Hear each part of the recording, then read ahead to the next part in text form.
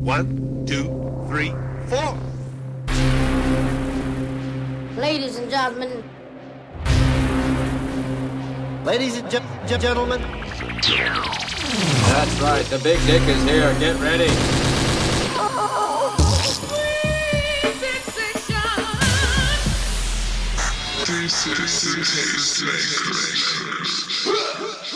May we start? What up, Tastemaker fam? Welcome back to another Tasty Tuesdays talk with Zebra and Jeebs. It's another beautiful day today. I am Zebra. We are going to get right to our guest for the day, and she goes by Kimber Chronic. Hi, how are you? I'm doing well. How are you doing today? I'm good. Thanks for having me. Yeah, thank you for coming in. It's been a long wait. Finally, we're here. Yes, we are. It's been a couple years, or yeah, I guess. Yeah. You started transition like 5 years ago. 5 years. We actually. Yeah, you can go ahead and tell the story. Okay, yeah, we had a photo shoot like 6 years ago, maybe. Yeah, I was trying to look back in the archives. I think it was 2016. Yeah, I think it was like maybe like 8 months, 10 months at max before I had kind of like started my transition. Did you already knew by then when we met, or no? No. So like everyone who comes from trans experience has a completely different story, and and all of them are valid. I know for me, when I was younger, I had a lot of I didn't have as much doubt as I did when I had become like a child and a teenager, because I didn't know any better. So at that point I was like, drawing myself as a girl and, wearing glitter, not thinking that anyone could like see it on me or whatever. And then when I started getting like teased in school at a really, really young age, like first grade until 12th grade, I really like coiled back, and I didn't I kind of just hid everything, and I was just like a shell of a person. I just didn't want to talk to anyone, because if I would, I'd get made fun of for my voice, or pick something and they'd make fun of it, And so I just like got really introverted, and I started dancing at a studio, and that kind of like broke me out of my shell somewhat, but still I knew I wanted to perform. And I think in that environment as well, they kind of teach you that if you want to be successful, you have to be this like ingenue, this leading. For me, it was male. So you have to be masculine, and you can't look gay, and you can't do this. So it kind of also was telling me the same thing that like the bullies are, that like who I wasn't good enough. This was in the dance world? Dance, musical theater world. Oh, dance, musical theater. Yeah. So because like if you're a boy and you're dancing with a girl, they kind of tell you need to look masculine. Of course, you need to look this. So it's like in order for you to be successful, you need they were saying, in order for you to be successful, and this was back then, like when people were still not comfortable with being gay, or and so that was like a mind fuck. And I really wanted to do musical theater then. So I was like, okay, well, I want to be successful, so I guess I need to be this person. And I just kept going further and further back from the person that I am today, which is Kimber. And college, even more pushed back, because I was in a musical theater program. So they did force that on me too. And then I was in like a vocal coaching session, and I just returned from like taking a semester off, and my coach was like saying like, have you been smoking cigarettes? Like investigating why I sounded different. And I was like, yeah, I have. Like I was in a relationship at the time. And she was like, you have something special. I think that you deserve to find yourself and like live in LA and pursue music as an individual there. I think it would serve you better than this community. And she was right. And that's like, I went home and I told my parents that she said that I should move to LA like now. And so they supported me. Surprised. I was so shocked that they were like, you should go. And so I did. I came out here, and I was bartending already back home at a restaurant. And so coming out here, bartending was my like avenue in to make money. So I was working at like Morton Steakhouse in Woodland Hills for like a year. And then I came over to West Hollywood, and I was like, wow, there's a gay city here. I've never even seen anything like it You before. were out as a male. I was, right? yes. Correct? I was a gay male at that point. Okay. And I went to West Hollywood, and there was auditions for this place called Flaming Saddles, and they're closed now, but there was like dancing on the bar. So it was like bartending plus like Coyote Ugly style dancing. So I was like, wow, that's like my avenue right there. So I went there, and being a, bartender in nightlife, gay nightlife, there once again, I was pushed this narrative of you need to be this hot guy. And so it was just draining, and I didn't really realize how much it was affecting my personality and me and my being and stuff. And I started someone pushed me to do drag, and I did drag, and I loved it, and I felt my full fantasy. And I just wanted to do it again, and then do it again, and do it again, and do it again. And like one of my best friends, he kind of commented like, I see how sad you are when you get out of drag. Like when we go home and like you take the makeup off and you take the clothes off, I see how sad you are when you look at yourself.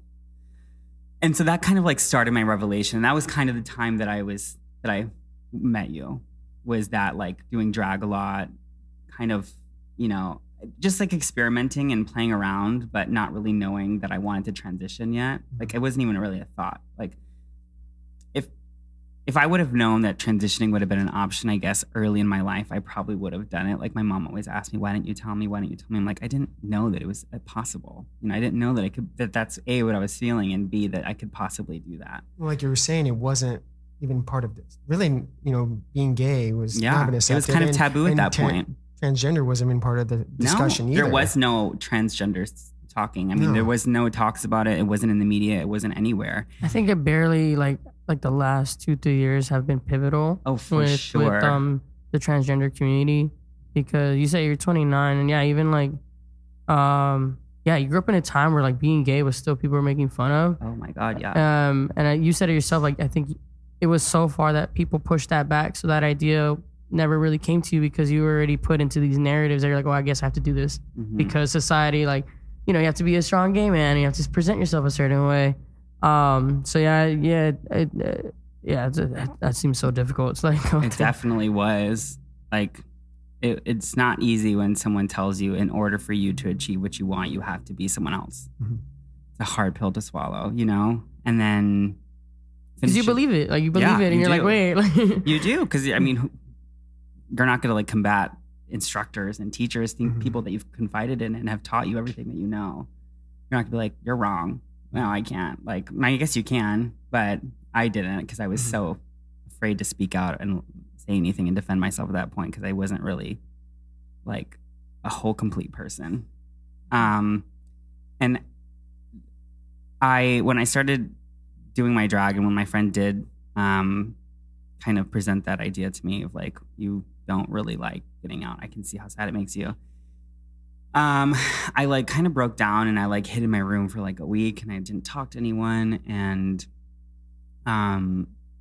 he basically was like, let's talk and let's meet up. And so he kind of just like, I told him that I wanted to transition, and it was hard because I was very like pretending to be like hyper masculine. And so no one really saw it coming unless you knew me like super close.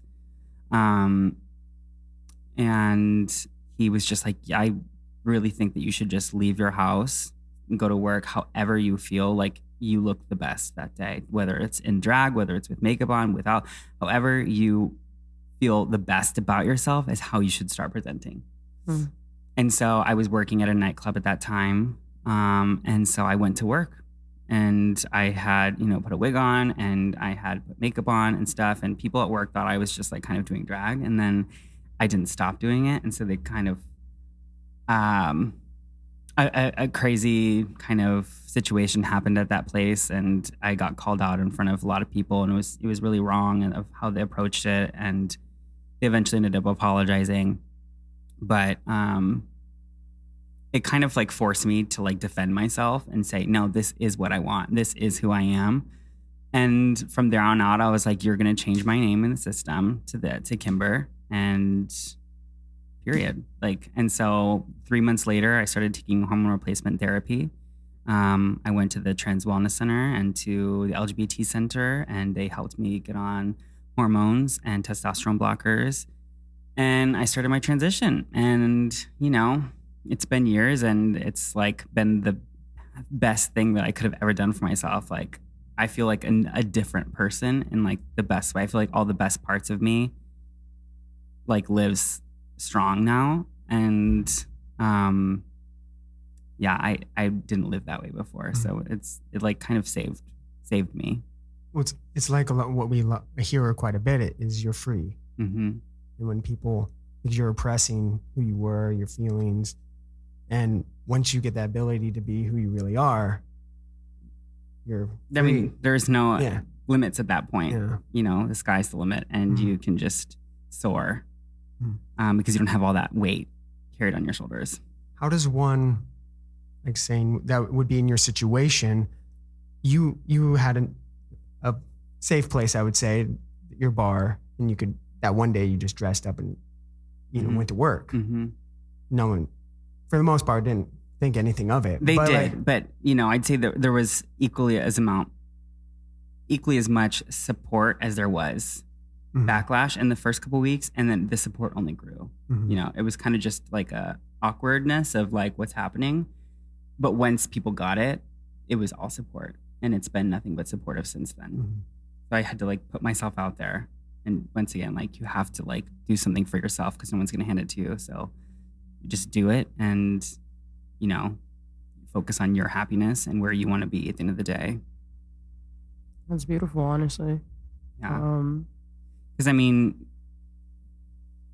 you could just, I mean, no one wants to live their life like miserable and unhappy, you know? You don't want to live your life for others. Like you definitely don't want to live your life for others, you know? No, and it doesn't matter it doesn't matter how, whatever your situation may be. For me, it was like masculine. It doesn't matter your features or anything like that. Like your trans identity, it matters, and doesn't matter like what you have, I guess, in your mind working against you. It's like, do what makes you happy on the inside, and you know that it'll help you grow.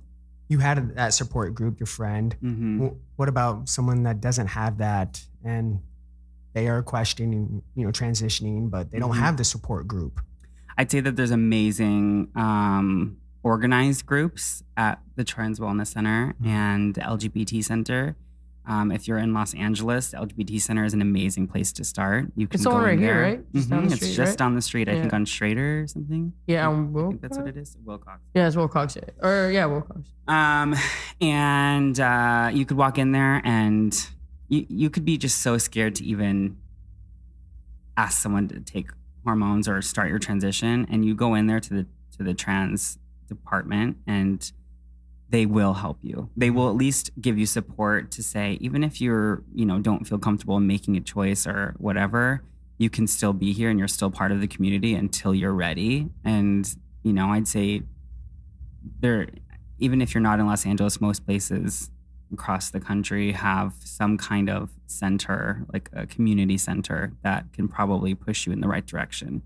And I'd say going somewhere that's more organized, that you can be seen by a doctor. If you do want to go about hormone replacement therapy, you should definitely go that route instead of, you know, kind of the back alleyway, which can be dangerous. You know, it's important to get your vitals monitored and stuff. What would be the back alleyway? I don't know. I think a lot of people in the past, you know, since there weren't any resources, it's like, hey, I have some hormones. Do you want them? And I think that growing up, there was a lot of people in like, I mean, 90s, 80s, early 2000s that were just injecting a huge amount of estrogen in them and then not really seeing how it's affecting their body. And, you know, there wasn't resources at the time, so it's not really their fault, but it's now that we have resources that are becoming more and more available, it's important to use them because it does help your health. And you're already doing something that's going to help you, so you might as well do it the best that you can and with a doctor supervising it.